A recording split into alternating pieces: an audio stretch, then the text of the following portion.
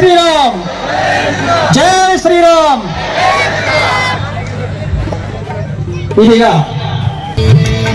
ಎಡರು ಕೊಡರುಗಳೆಲ್ಲ ತುಳಿಯುತ್ತ ಮುಂದೆ ನೂಕುವೆ ಭರದಲ್ಲಿ ನಿನ್ನ ನಾಮ ನಿನಾದವಾಗಲಿ ಶ್ರಮಿಪಿನ ಪ್ರತಿ ಕ್ಷಣದಲ್ಲಿ.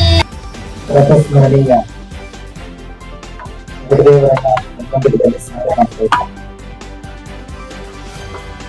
ಹುಕ್ಕೇರಿಯ ಪಂಚಮುಖಿ ಆಂಜನೇಯ ತ್ರಿಪುರವನ್ನು ತರಬೇತುದಾರರು ಸಂಜೀವಿ ಸಮರ್ಥ ಪೂಜಿಕರ ಮಹಾರಾಜರು ಗುರುದೇವರಾಗಿರ್ತಕ್ಕಂಥ ಮಹೇಶ್ವರ ಮಹಾರಾಜರನ್ನ ಸ್ಮರಣೆ ಮಾಡಬೇಕು. ಮಹಲಿಂಗಪುರದೊಳಗೆ ಶುರುವಾಗ್ತಾ ಇದೆ ನವಭಾರತದ ಕಾಲ. ಈ ಒಂದು ಕ್ರಿಕೆಟ್ ಮಹಲಿಂಗಪುರದ ಆಯೋಜನೆ ಮಾಡಿರ್ತಕ್ಕಂತಹ ನವಭಾರತದ ನಮ್ಮ ದೇಶ ಯಾವ ರೀತಿ ಪ್ರಗತಿ ಕಾಣ್ತಾ ಇದೆ, ಭಾರತ ಗಲಾಟೆ ಹೇಗೆ ಆಗ್ತಾ ಇದೆ, ಈ ಗಲಾಟೆ ಭಾರತದಲ್ಲಿ ನಮ್ಮೆಲ್ಲರ ಪಾತ್ರ ಏನು ಎಂಬತಕ್ಕಂಥ ಅರಿವನ್ನು ಮೂಡಿಸಿಕೊಳ್ಳಕ್ಕೆ ನಾವೆಲ್ಲರೂ ಈಗ ಸನ್ನದ್ಧರಾಗಿದ್ದೇವೆ. ಒಂದ್ಸಾರಿ ನಾವೆಲ್ಲರೂ ಜೋರಾಗಿ ಆ ಈ ಭಾರತಾಂಬೆಯನ್ನ ಮಹಲಿಂಗಪುರಕ್ಕೆ ಆಹ್ವಾನ ಕೊಟ್ಟು ಕರೆಸ್ಕೊಳ್ಳೋಣ. ಎಲ್ರಿಗೂ ಈ ಭಾರತಾಂಬೆ ಕಲ್ಯಾಣ ಮುಂಚೆ ಮಾಡಿರ್ತಕ್ಕಂಥ ಮಾತನ್ನ ಹೇಳ್ತಾ ಮಾತನ್ನ ಪ್ರಾರಂಭಿಸೋಣ. ಸಮಯ ನಾನು ಜಾಸ್ತಿ ಹೊತ್ತು ತಗೊಳ್ಳೋದಿಲ್ಲ. ನಮ್ಮ ಸಹೋದರಾಗಿರ್ತಕ್ಕಂಥ ಗುರುತಿಸಲುವೆ ನಾವು ಸುದೀರ್ಘವಾದ ಅವಧಿಯನ್ನು ಅದು ಕೊಡೋಣ.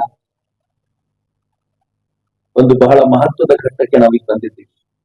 ಮೇ 7ನೇ ತಾರೀಕು ಮಹಾಲಿಂಗಪುರದ ಜನ ಈ ದೇಶದ ಭವಿಷ್ಯವನ್ನ ನಿರ್ಧರಿಸಲಿಕ್ಕೆ ಹೊರಟಿದ್ದಾರೆ. ಬಾಗಲಕೋಟೆಯ ವ್ಯಕ್ತಿಯನ್ನ ಬಾಗಲಕೋಟೆಯಲ್ಲಿ ಯಾರು ದೇಶವನ್ನ ಕಟ್ಟಬಲ್ಲರೋ ಅಂತವರಿಗೆ ಮತ ಹಾಕುವಂತ ಅಪರೂಪದ ಪ್ರಯತ್ನವನ್ನ ನಾವು ಮಾಡ್ಲಿಕ್ಕಿದ್ದೀವಿ. ನಂಗೆ ಬಹಳ ಹೆಮ್ಮೆ ಇದೆ ಮತ್ತು ಗೌರವ ಇದೆ. 2014ರಲ್ಲಿ ನಾವು ಕೇಳ್ಕೊಂಡಾಗ್ಲೂ ಸಮರ್ಥವಾದ ವ್ಯಕ್ತಿಯನ್ನ ನೀವು ಆರಿಸಿ ದೇಶಕ್ಕೆ ಪ್ರಧಾನಿ ಮಾಡಿದ್ದೀರಿ. 2019ರಲ್ಲಿ ಕೇಳ್ಕೊಂಡಾಗ್ಲೂ ಸಮರ್ಥವಾದ ವ್ಯಕ್ತಿಯನ್ನ ಆರಿಸಿ ದೇಶಕ್ಕೆ ಪ್ರಧಾನಿಯಾಗಿ ಮುಂದುವರಿಲಿಕ್ಕೆ ಅವಕಾಶ ಮಾಡಿಕೊಟ್ಟಿದ್ದೀರಿ. ಈಗ ಮತ್ತೊಮ್ಮೆ ನಿಮ್ಮೆದುರಿಗೆ ಕೈ ಮುಗಿದು ಬೇಡ್ಕೊಳ್ಳಿಕ್ ಬಂದಿದ್ದೀನಿ. ನರೇಂದ್ರ ಮೋದಿ ಅವರನ್ನ 3ನೇ ಬಾರಿ ಪ್ರಧಾನಿ ಮಾಡೋಣ. ಇದು ಭಾರತದ ಭವಿಷ್ಯವನ್ನ ಸಮರ್ಥಗೊಳಿಸಲಿಕ್ಕೆ ಇರುವಂತ ಏಕೈಕ ಮಾರ್ಗ ಅಂತ ನಾನು ನಿಮ್ಮೊಂದಿಗೆ ಕೇಳ್ಕೊಳ್ಳಿಕ್ಕೆ ಇಚ್ಛೆ ಪಡ್ತೀನಿ.